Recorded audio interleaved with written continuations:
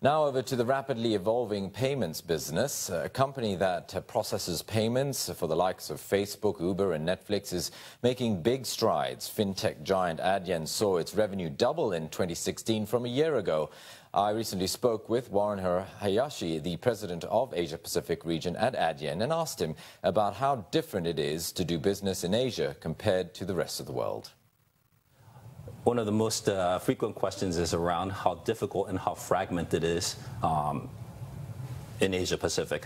And it's same for payments. Consumer payments preferences are so different across many of the countries here in Asia Pacific. And that's why we've introduced not just the major credit card brands on the payments platform, but payments like Alipay, WeChat Pay, Union Pay in China, and being able to pay through ATMs, online banking, all across Southeast Asia. Okay, and as you're generating profits, will that lead you down the path of listing on the stock market to raise more capital? We're having so much fun growing the business, and there's so much more opportunity. Everyone at Adyen is really focused on helping our customers grow. All right. Let's talk about the issue of cybersecurity and cyber threats. I mean, the cyber criminals out there, they'll find any way to break through firewalls, and any company that is exposed needs to build a robust infrastructure system.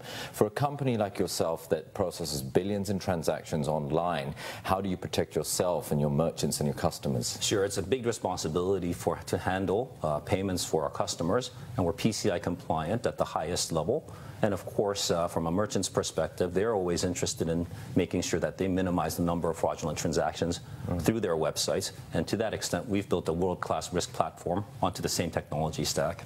All right. The digital revolution, or the fourth industrial revolution, as it's been described, is having such a profound change in terms of fintech, in financial services, and the way we all operate today.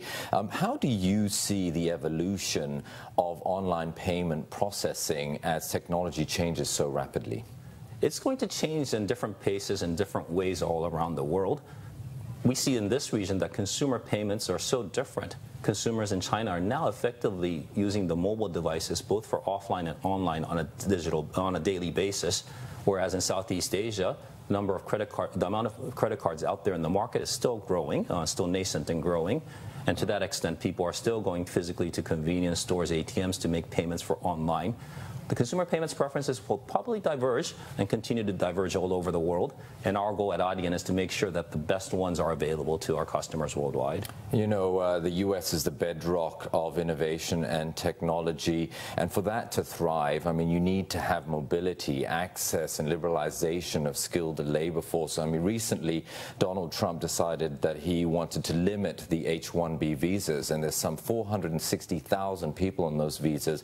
A lot of the big tech companies in the U.S. say that this could potentially stifle innovation. What are your thoughts on that? We're seeing innovation all across Southeast Asia, especially here in Singapore. We're working with some of the most innovative companies here. Last year we announced that we're working with Grab, as well as Redmart, two of the leading retailers or merchants here in Asia. I think innovation is happening all over the world, and that's really exciting because that provides opportunities for companies like Adyen. We're going off another break coming up on Asia Business First.